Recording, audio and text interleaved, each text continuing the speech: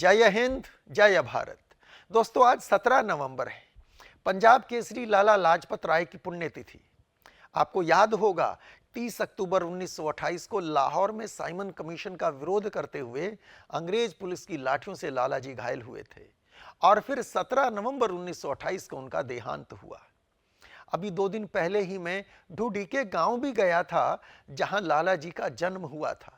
पंजाब के मोगा जिले में एक गांव है, आप भी देखिए। यहां उनकी ननिहाल थी। लाला लाजपत राय ने servants of the people society का गठन किया था। आज वही सोसाइटी इस स्मारक का रखरखाव करती है। इस स्मारक का शिलान्यास किया था भारत के पहले राष्ट्रपति डॉक्टर राजेंद्र प्रसाद ने और उद्घाटन किया दूसरे प्रधानमंत्री लाल बहादुर शास्त्री ने।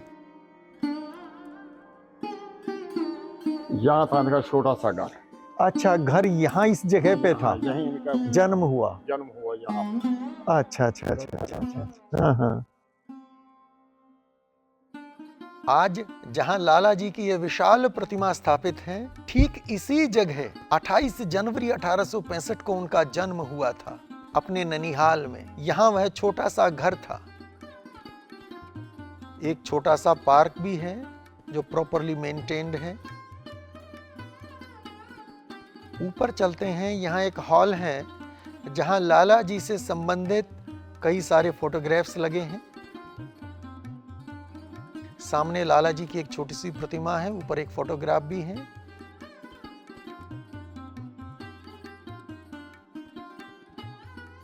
ये देखिए, अलग अलग वेशभूषाओं में लाला लाजपत राय।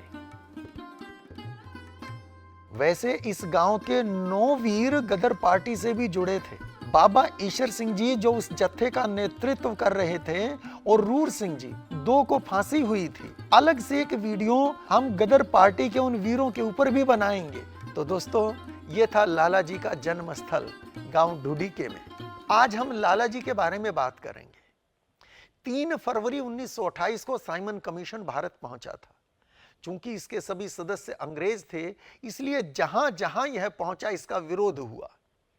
फिर आया 30 अक्टूबर 1928 का दिन। साइमन कमीशन लाहौर आ रहा था। 29 अक्टूबर को लाहौर में धारा 144 लगा दी गई, पर जनता पर इसका कोई असर नहीं था।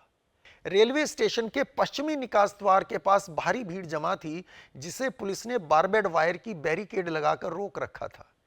साइमन कमीशन के सदस्यों को पूर्वी निकास द्वार से बाहर जाना था, जो दूर था। प्रदर्शन का नेतृत्व कर रहे थे पंजाब केसरी लाला लाजपत राय। उनके साथ खड़े थे वरिष्ठ नेता गोपीचंद भार्गव, डॉक्टर सत्यपाल, डॉक्टर मोहम्मद आलम आदि। एक व्यक्ति लाला जी को धूप से बचाने के लिए छाता लिए पीछे खड़ा था। भगत सिंह द्वारा गठित नौजवान भारत सभा के कार्यकर्ता भी भारी संख्या में जमे हुए थे। साइमन कमीशन वापस जाओ के नारे गूंज रहे थे, पर भीड़ पूरी तरह शांत और अनुशासित थी। ड्यूटी पर तैनात senior superintendent of police James Scott के कानों में ये नारे तीर के जैसे चुभ रहे थे। उसने शांतिपूर्वक प्रदर्शन कर रहे लोगों पर लाठी चार्ज का आदेश दिया और देखते ही देखते निहत्थे लोगों पर निर्मम प्रहार होने लगे। लाला लाजपत राय की छाती पर भी लाठियां पड़ी। उनके निकट सहयोगी और उनके अंग्रेजी अखबार द पीपल के संपादक लाला फिरोजचंद भी वहां उपस्थित थे। उन्होंने कैम्ब्रिज यूनिवर्सिटी को दिए एक इंटरव्यू में बताया था, If you are a man, you give me your name. लाला जी ने गरजते हुए अंग्रेज पुलिस अधिकारी से कहा, यदि तुम मर्द हो तो अपना नाम बताओ। पुलिस वाले ने नाम तो नहीं बताया, पर इसके उत्तर में फिर से लाठी पड़ी। लाला जी के लिए उठने वाली कई लाठियां तो उनके साथ खड़े गोपीचंद भार्गव और अन्य साथियों पर पड़ी थी। और गोपीचंद भार्गव हैरान थे कि इतने निर्मम प्रहार सहकर भी वृद्ध लाला जी के कदम लड़खड़ाए नहीं थे। उनकी छाती पर दिल के निकट लाठियों के 2 निशान वाला फोटो आपने देखा होगा। लाला जी पर वार करने वालों में assistant superintendent of police JP Sanders भी थे। उसी शाम को लाहौर के मोरी गेट पर एक बड़ी जनसभा हुई। लाला लाजपत राय घायल शेर थे। उनके जख्म केवल शारीरिक नहीं, बल्कि उनका स्वाभिमान घायल हुआ था। पुलिस के अनेक अंग्रेज अफसर भी उस समय सभा स्थल पर उपस्थित थे।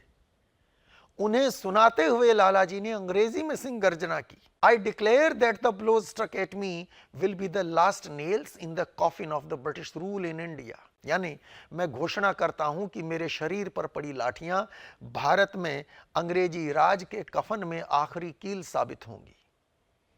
दोस्तों, इस घटना के बाद यूं तो लाला लाजपत राय एआईसीसी की बैठक में हिस्सा लेने दिल्ली गए थे, पर उनका स्वास्थ्य अब वैसा नहीं था। उन्हें दिल्ली में एक जनसभा को संबोधित करना था, पर वे नहीं कर सके। नेहरू कमेटी की एक मीटिंग भी उन्हें छोड़नी पड़ी थी। मोतीलाल नेहरू की अध्यक्षता में एक कमेटी बनी थी जिसे कांग्रेस ने ड्राफ्ट कॉन्स्टिट्यूशन तैयार करने का दायित्व दिया था। इसी कमेटी को नेहरू कमेटी कहते हैं। लाला जी अब इतना स्ट्रेन नहीं ले पा रहे थे और जवाहरलाल नेहरू अपनी आत्मकथा में लिखते हैं, शारीरिक चोट के साथ लगे मानसिक आघात ने लाला जी के स्वास्थ्य पर बड़ा गहरा प्रभाव डाला था। दोस्तों, लाला जी दिल्ली से लौटकर लाहौर आए, पर वे स्वाभाविक जीवन नहीं जी पा रहे थे। संभवतः वे उस अपमान को भुला नहीं पा रहे थे जो उस दिन अंग्रेजों की लाठियों ने दिया था। लाला फिरोज चंद कहते हैं कि मृत्यु से कुछ समय पहले उन्होंने एक लेख लिखा था जो कभी छप नहीं पाया। इसमें लाला जी ने कहा था, मेरे मरने के बाद युवा वह रास्ता चुने जो उन्हें उचित लगे। मेरी आत्मा उनको आशीर्वाद देगी। जो करने से हम अब तक उन्हें रोकते रहे हैं, तब नहीं रोकना। दोस्तों, फिर 17 नवंबर 1928 को वो अथक योद्धा जीवन युद्ध हार गया। हालांकि यह कहना कठिन है कि लाला जी की मृत्यु पुलिस की लाठियों से लगी चोट से ही हुई थी, परंतु वे उस घटना से उबर नहीं पाए थे और परिस्थितियां ऐसी थी कि सारे देश में यही संदेश गया था। घोर निराशा का वातावरण था। देश बंधु चित्तरंजन दास की पत्नी बसंती देवी ने देश के युवाओं से इस राष्ट्रीय अपमान का बदला लेने का आह्वान किया था। हालांकि लाला जी से भगत सिंह का गहरा वैचारिक मतभेद था, पर उन्होंने इस चुनौती को स्वीकार किया। असल में किसी जमाने में हिंदू मुस्लिम एकता के लिए समर्पित रहे लाला जी पिछले कुछ वर्षों से हिंदू एकता की बात करने लगे थे और उनके पास इसके कुछ कारण थे। एक तो खिलाफत आंदोलन में भाग लेने वाले कुछ मौलानाओं के साथ हुई उनकी चर्चा, जिससे लाला जी को लगा कि वो आंदोलन ना तो भारत की आज़ादी के लिए था, ना हिंदू मुस्लिम एकता के लिए। और इसके साथ ही देश भर में हुए सांप्रदायिक दंगे, जैसे मोपला रिबेलियन, गुलबर्गा और कोहाट के दंगे, जिसमें हजारों हिंदू मारे गए थे। इन सब बातों से लाला जी चिंतित थे। और फिर टर्की में हुई ओबेदुल्ला सिंधी के साथ उनकी बातचीत, इन सब बातों में लाला जी को भावी बंटवारे की बू आ रही थी। उनके निकट सहयोगी लाला फिरोज चंद ने कैम्ब्रिज यूनिवर्सिटी को दिए इंटरव्यू में बताया, He said that the Congress leader, the India's national leaders, one day they will wake up and find face to face with the demand for secession, and they will find themselves totally unprepared for such a thing, for such a situation.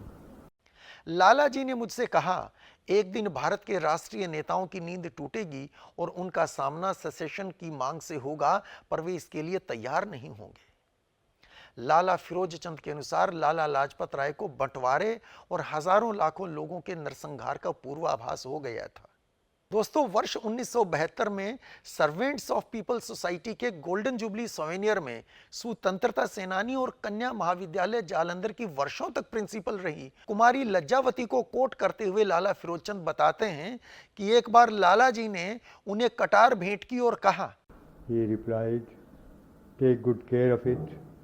I may not be living, but a day may come when these many districts in which the Hindus are in an ineffective minority, they may have to flee from there, and there may be bloodshed on a large scale. No Hindu girls or women's honor would be safe in that situation." इसे संभाल कर रखना, मैं शायद तब तक जीवित न रहूं, पर वह दिन आ सकता है जब उन जिलों में जहां हिंदू अल्पसंख्यक हैं उन्हें पलायन करना पड़े और बड़े स्तर पर रक्तपात हो।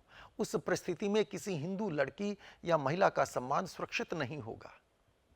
इसके 20 वर्षों बाद लाला जी की आशंका सही साबित हुई थी, जब देश का बंटवारा हुआ और लाखों निर्दोषों का लहू पंजाब में बहाया गया। अनेक बेघर हुए थे, अनेक महिलाओं को अपमानित किया गया और कितनों ने उस अपमान से बचने के लिए आत्महत्या की। हालांकि ये दोनों ओर से हुआ। यदि बात भगत सिंह की करें तो वे सांप्रदायिकता के घोर विरोधी थे, चाहे वह किसी भी पक्ष की ओर से हो। अपने लेखों में उन्होंने बार बार इसके विरुद्ध देश को चेताया था। इसी कारण वे लाला जी का भी जमकर विरोध कर रहे थे। एक बार तो लाहौर में लाला जी की एक जनसभा में भगत सिंह ने उनके ही विरोध में पर्चे बांटने शुरू कर दिए। इन पर्चों पर रॉबर्ट ब्राउनिंग की कविता छपी थी जिसका शीर्षक था द लॉस्ट लीडर, और इस पर लाला जी का फोटो भी छपा था। भगत सिंह की भतीजी वीरेंद्र सिंधु अपनी प्रसिद्ध पुस्तक युग दृष्टा भगत सिंह और उनके मृत्युंजय पुरखे में लिखती हैं, भगत सिंह ने एक पैम्फलेट स्वयं भाई परमानंद के हाथ में दिया। उन्होंने गुस्से से उसे फाड़ दिया। भगत सिंह ने दूसरा उनके हाथ में रख दिया और मुस्कुराए। भाई जी ने उसे भी फाड़ दिया। बहुत देर तक पैम्फलेट दिए गए और फाड़े गए। लाला जी तमतमा उठे। उन्होंने अपने भाषण में भगत सिंह को रूसी एजेंट कहा।